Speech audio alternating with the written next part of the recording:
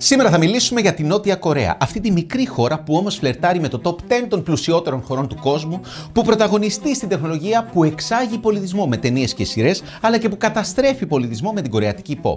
Η Νότια Κορέα όμως, κυρίες και κύριοι, περνάει δύσκολα. Με σοκαριστικά ποσοστά σε κατάθλιψη, μοναξιά και αυτοκτονίες, αλλά και με ένα σκοτεινό μυστικό που, κατά τη γνώμη μου, εξηγεί τα πάντα.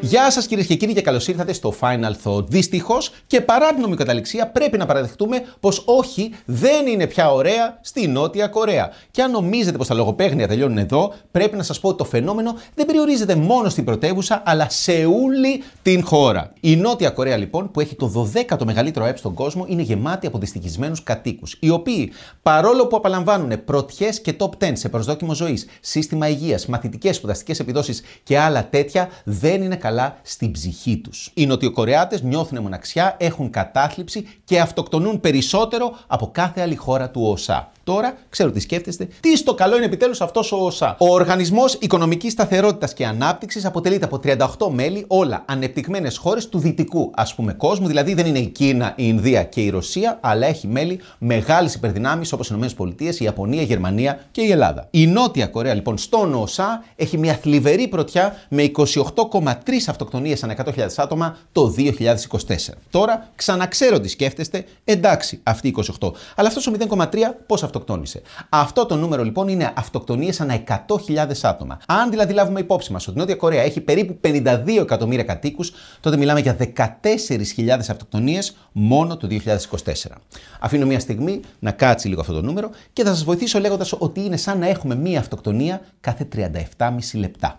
Τώρα, για να αρχίσουμε να καταλαβαίνουμε σιγά σιγά γιατί συμβαίνει αυτό το πράγμα, ας ρίξουμε μία ματιά στη γέφυρα Μάπο. Αυτή η γέφυρα βρίσκεται στην καρδιά της Σεούλ, σε μία από τις πιο ανεπτυγμένες περιοχές της πρωτεύουσας. Από τη μια πλευρά μπορείς να δεις την Κορεατική Βουλή και από την άλλη την λεγόμενη Wall Street της Σεούλ, με το χρυσό ουρανοξύστη, ο οποίος συμβολίζει την τρελή οικονομική ανάπτυξη που γνώρισε η χώρα τον 20ο αιώνα. Αυτό λοιπόν το τόσο περήφανο και τόσο συμβολικό σημείο επιλέγουν οι περισσότεροι Νοτιοκορεάτες για να αυτοκτονήσουν. Μόνο το 2022 έγιναν στη γέφυρα Μάπο 255 απόπειρες αυτοκτονίας και φυσικά έχει πάρει το παρατσούκλι η γέφυρα της αυτοκτονίας. Οι αρχές τώρα κάνουν ό,τι μπορούν για να περιορίσουν το φαινόμενο με ψηλούς φράχτες, κάμερες ασφαλείας κτλ. Αλλά και με πιο ψυχολογικές δράσεις όπως αισθητήρες, οι οποίοι μόλις πλησιάσει κάποιος στα κάγκελα ανάβουν φωτεινές επιγραφές που γράφουν «Σ' αγαπώ», «Το καλύτερο έρχεται» και «Έφαγες τίποτα σήμερα». Τώρα καταλαβαίνω, το τελευταίο ακούγεται λίγο παράξενο, αλλά είναι εγκεκριμένο από ειδικούς στην πρόληψη αυτοκτονίας. Μια άλλη τώρα αντίστοιχη ενέργεια που έχει γίνει στη γέφυρα είναι και αυτό το άγαλμα. Στο οποίο βλέπουμε έναν κύριο με κουστούμι, ένα businessman, ο οποίος κοιτάζει απογοητευμένο στο κενό. Δίπλα του όμως είναι ένας γυρεότερος κύριος, ο οποίος του πειράζει το μαγουλάκι. Τώρα μην πάει το μυαλό σας στο κακό, είναι ο παππούς του, ο οποίος του προτείνει να πάνε να χαλαρώσουν, κάνοντας όμως τι? Τι πιστεύετε ότι προτείνει? Να πάνε για ποτό, να πάνε για φαΐ, να πάνε σινεμά? Όχι, κυρίες και κύριοι. Σύμφωνα με τους ψυχολόγους της Νότιας Κορέας, ο καλύτερος τρόπος για να χαλαρώσει ένας άνθρωπος που πάει να αυτοκτονήσει είναι να πάει με τον παππού του σε καραόκι. Και ενώ εμένα αυτό μου φαίνεται περισσότερο σαν κίνητρο παρά σαν εμπόδιο στην αυτοκτονία, το γεγονός ότι το επέλεξαν μας δείχνει πόσο διαφορετικός είναι ο κορεατικός πολιτισμός από το δικό μας και από το δυτικό γενικότερα. Οπότε, για να γνωρίσουμε καλύτερα τον νοτιοκορεάτικο χαρακτήρα και για να δούμε και ποιο είναι αυτό το σκοτεινό μυστικό που σας είπα, πάμε να πιάσουμε τα πράγματα από την αρχή. Μετά το τέλος λοιπόν του Δεύτερου Παγκόσμιου Πολέμου, και ενώ οι περισσότερες χώρες είχαν ήδη αρχίσει την ανοικοδόμηση, η Νότια Κορέα είχε άλλο ένα πόλεμο στο πρόγραμμα, τον πόλεμο της Κορέας, ο οποίος την ισοπαίδωσε. Τότε όμως, κυρίες και κύριοι, αναλαμβάνουν δράση οι Αμερικάνοι, οι οποίοι πήραν από το χέρι την Νότια Κορέα και της έδειξαν το σωστό δρόμο, το δρόμο του καπιταλισμού. Και όλο αυτό από αγνό αμερικάνικο αλτρουισμό, ο οποίος εντελώς συμπτωματικά ήταν απολύτως ευθυγραμμισμένος με τα γεωπολιτικά του συμφέροντα στην περιοχή. Και έτσι η Νότια Κορέα έγινε ένα δυτικό, καπιταλιστικό σπυρί στον κόλο, αν μου επιτρέπετε η έκφραση, στην πιο κομμουνιστική περιοχή του πλανήτη. Αυτή η πράξη όμως, κυρίες και κύριοι, τουλάχιστον κατά τη γνώμη μου, ήταν και που έθεσε τα θεμέλια για την κατάσταση που βιώνει σήμερα η Νότια Κορέα. Γιατί οι καπιταλιστικές αξίες που ενστάλλαξαν οι Αμερικάνοι στον κορεατικό πολιτισμό ήταν πολύ κακή ιδέα. Ήτανε σαν να ρίχνεις λάδι στη φωτιά, σαν να ρίχνεις βενζίνη στη φωτιά, σαν να ρίχνεις, όπως είπε και ο μεγάλος μελετητής της Κορέας, Πάνος Κιάμος, φωτιά με φωτιά. Και εδώ, κυρίες και κύριοι, έρχεται ο Κομφούκιος. Γιατί ο κορεατικός πολιτισμός βασίζεται στη φιλοσοφία του. Η κοινωνική και πολιτική δομή της χώρας, οι ηθικές της αξίες, δηλαδή το τι είναι σωστό και τι είναι λάθος στη Νότια Κορέα, είναι βαθιά επηρεασμένο από τις αξίες του Κομφουκιανισμού, οι οποίες είναι η εξής μία. Έτσι τώρα μην κοροϊδευόμαστε. Δεν υπάρχει άτομο, υπάρχει μόνο η οικογένεια. Αυτή είναι η κεντρική μονάδα της κοινωνίας. Η οικογένεια. Αυτή είναι το παν. Τελείωσε. Αν είσαι δηλαδή Νοτιοκορεάτης ή Νοτιοκορεάτισσα, δεν ζεις για τον εαυτό σου, ζεις για την οικογένεια και υπηρετείς την ιεραρχία της οικογένειας συμπεριλαμβανομένων και των ζωντανών και των νεκρών προγόνων. Καλό είναι αυτό που τιμάει την οικογένεια και το τι κερδίζεις εσύ μας είναι αδιάφορο. Εντάξει, η δουλειά σου είναι να εκπαιδεύεσαι, να δουλεύεις σκληρά και να θυσιάζεσαι για την οικογένεια χωρίς πολλά. Αν κουράστηκες, αν δεν αντέχεις άλλο, αν έχεις πάθει κατάθλιψη κτλ., δεν μας ενδιαφέρει καθόλου. Είσαι αδύναμος χαρακτήρας και αν σταματήσεις θα ντροπιάσεις την οικογένεια. Σε αυτό λοιπόν το ιδιαίτερο και τεταμένο σύστημα ήρθε και χώθηκε σαν σφήνα ο καπιταλισμός ανάμεσα στην αυτοθυσία και στην οικογένεια και αντικαθιστώντας μάλιστα την οικογενειακή ιεραρχία με την εταιρική. Και έτσι οι Νοτιοκορεάτες άρχισαν να διοχετεύουν όλη αυτή τη διάθεση για εκπαίδευση, εργασία και αυτοθυσία όχι στην οικογένεια αλλά στις εταιρείες. Οι εταιρείες πλούτησαν, έβγαλαν δισεκατομμύρια, η χώρα αναπτύχθηκε και οι Νοτιοκορεάτες ανταμείφθηκαν πλουσιοπάροχα. Αλλά αυτή η ανταμοιβή δεν περιείχε τα άειλα μη μετρήσιμα αγαθά όπως αγάπη, στοργή, τα τόσο απαραίτητα για την ψυχική μας υγεία που κανονικά παρέχει η οικογένεια. Γιατί η οικογένεια, όπως είπαμε, είχε πλέον αντικατασταθεί από τις εταιρείες. Και μιας και είπα λοιπόν οικογένεια, κυρίες και κύριοι, πάμε σιγά σιγά να επικεντρώσουμε στο πρόβλημα της Κορέας και να σας πω επιτέλους και ποιο είναι αυτό το μυστικό. Η Νότια Κορέα που λέτε κατέχει άλλο ένα ρεκόρ. Έχει το μικρότερο δείκτη γονιμότητας στον κόσμο. Και μάλιστα, όπως ξέρουμε τουλάχιστον, καμία άλλη χώρα ποτέ δεν έχει πέσει τόσο χαμηλά όσο η Νότια Κορέα. Ο δείκτης γονιμότητας είναι ο μέσος όρος παιδιών που κάνουν οι γυναίκες σε μια χώρα. Αν είναι πάνω από 2,1, σημαίνει ότι ο πληθυσμός αυξάνεται. Αν είναι κάτω, σημαίνει ότι ο πληθυσμός μειώνεται. Η Ελλάδα, για παράδειγμα, έχει δείκτη γονιμότητας 1,4. Μεγάλη ιστορία για άλλο βίντεο. Οι Ηνωμένες Πολιτείες έχουν 1,7, η Τουρκία 1,9. Αν πας στην Αφρική, μπορεί να βρεις τριάρια και τεσσάρια.